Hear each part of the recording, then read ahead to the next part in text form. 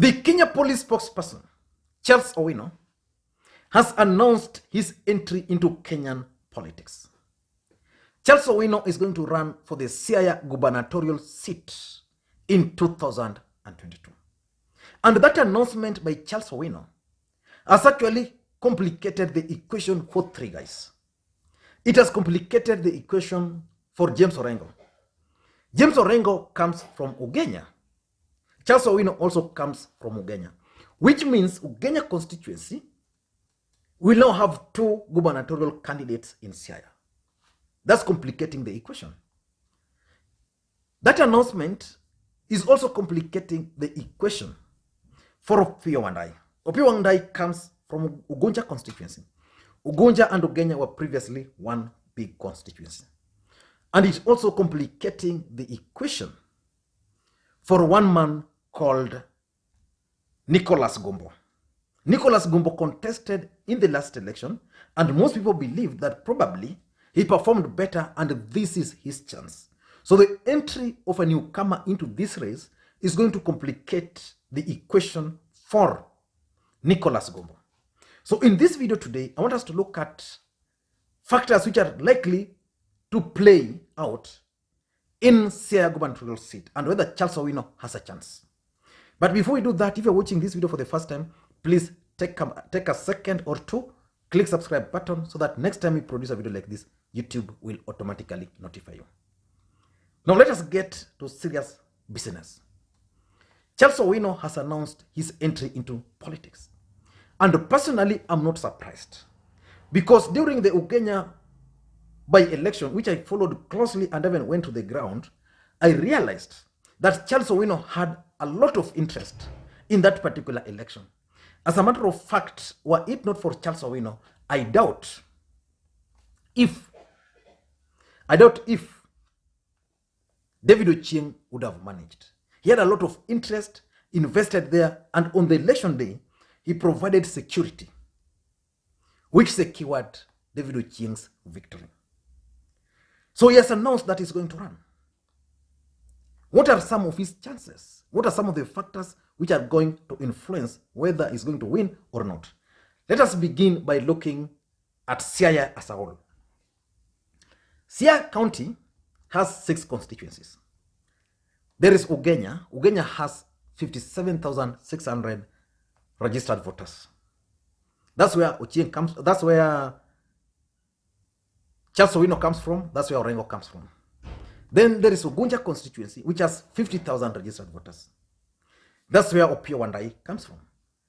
Previously, we had Ugunja and Ugenya as one constituency. So which means those two constituencies, which were previously one, will produce 3 gubernatorial candidates. Then we have Alego Usonga with 103,000 registered voters, the largest. The current governor, Colonel Rasanga Amoth Woodworth, comes from Alego. And whoever Rasanga is likely to endorse will have an upper hand based on the information I've also gathered from the ground. Then there's Game. Game has 80,000 registered voters. So far, they don't have a gubernatorial candidate. Then there is Bondo constituency. Bondo constituency has 90,000 registered voters. In the last gubernatorial election, this was the stronghold of Gombo. And then there is also Rarieda constituency, where Gombo comes from, with 75,000 registered voters. So in total in the Siaya, as per the last election, as per the 2017 numbers, they are around 457,000 registered voters. In 2013, the elections pitted, the gubernatorial election in Siaya pitted Colonel Rasanga and William Odwol. During that election, personally, I supported Odwol. I don't want to lie. But Rasanga managed to win that election against all odds. In 2017, again, most people thought that Rasanga was not going to win. But after the first term, the Alego votes became very handy for Rasanga, and he easily won against Gombo, although Gombo also tried the much he could. In 2022 now, we are going to have those 4 individuals. So far, those are the guys who have announced. I'm told there's another one called Omoro, I don't know him. But there is James Orengo, there's Opiyo Wandayi, there is Nicholas Gumbo, and there is Charles Owino.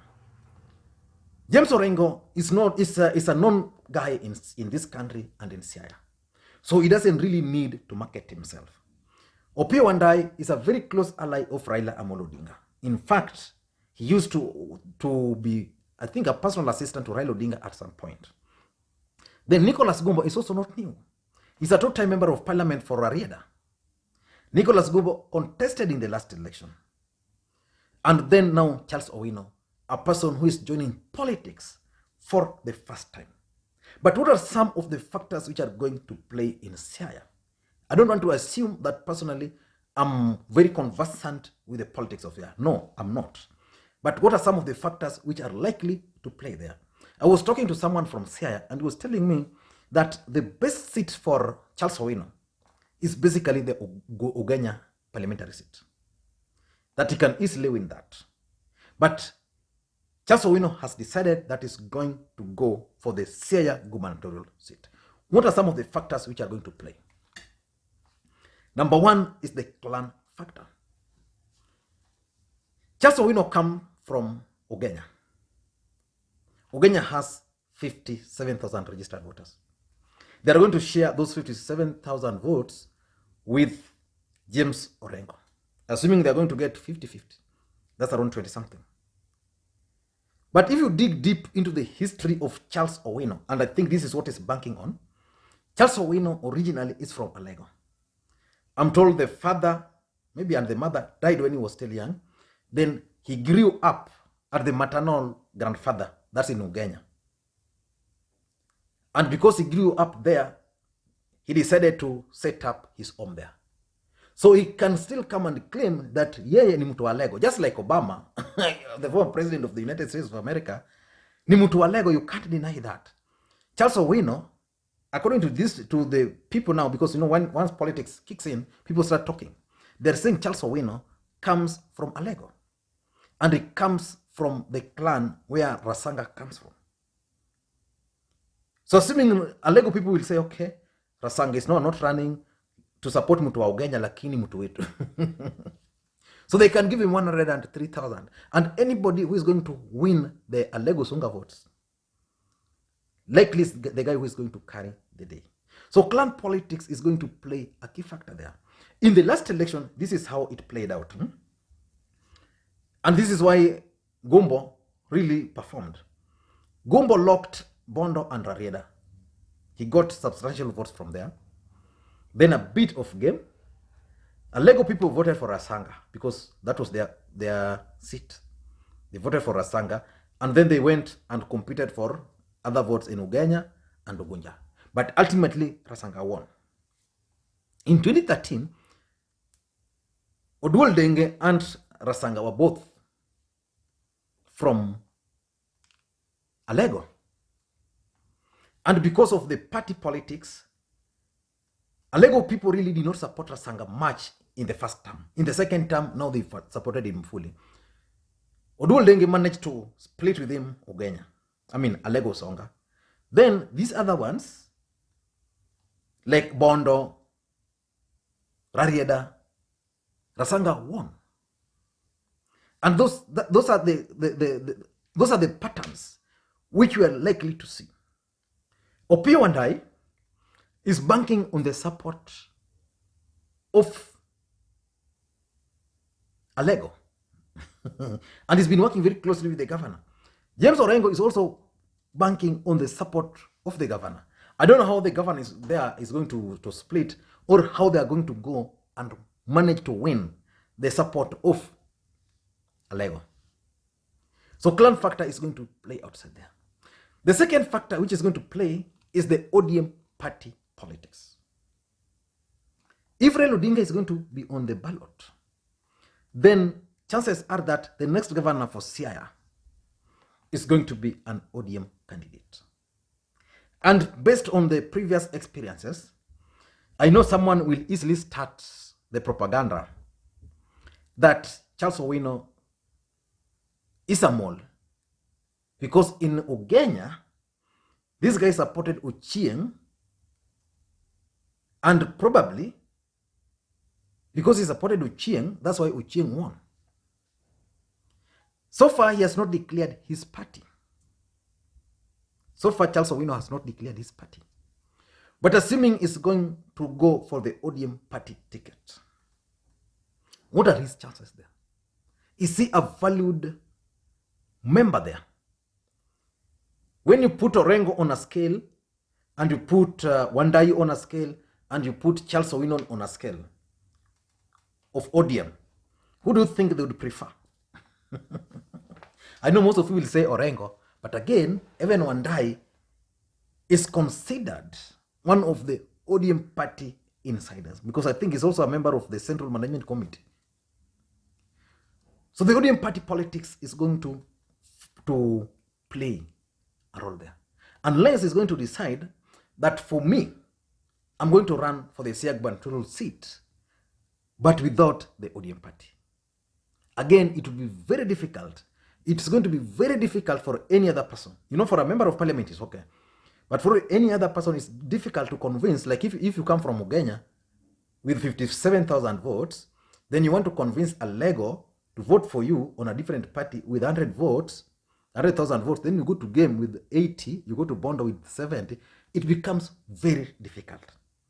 Because probably those areas are going to follow the party direction. So party politics is also going to play a factor there. In the next few weeks, we should be able to know the party is going to choose. Number 3 is the political formation. If, for example, I just want to give you an example, because it is alleged that, for example, Rasanga is planning to run for the Senate.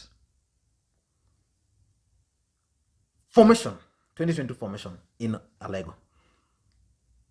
If you are running for a governor, you come from Ugenya, what are you giving Alego Usonga? Are you going to give Alego Usonga the women rep, or are you going to exchange it with the senator or with the Senate? So the formation is going to play a part. So that if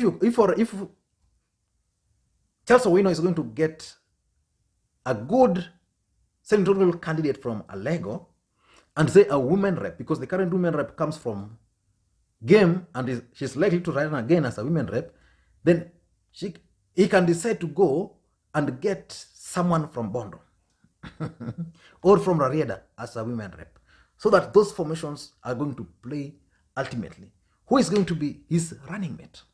Those are some of the questions which will have to be followed very closely as we progress. And then lastly is Raila Odinga factor. You can do anything, you can do your campaigns, you can do everything. But what is Raila Odinga saying about you? Siaya County is the home county to Raila Odinga. Those are the truths. Chances are that the people of Siaya will not agree that if Raila Odinga is going to be on the ballot with the potential of becoming the governor, then you give him someone he's not comfortable with, like the experience in Migori today. So the people of Siaya might decide, okay, what is Raila Odinga's mind? So Raila Odinga will start throwing signals. So far, he has not. So if that signal will be okay with Charles Owino, then he will have a chance. Or if he will be called, okay, Charles Owino wants to run for the Siaya Gubernatorial seat. Raila is saying, okay, this time, why don't you give him Gumbo? Because Gumbo tried last time. But Gumbo, take Charles Owino as your running mate. Yeah? And then give Alego the Senate. A winning team. Simple. So Raila Odinga is going to determine who becomes the next governor for Siaya. I don't know what you think, but that's my take. Thank you guys, and please, may you have a good day.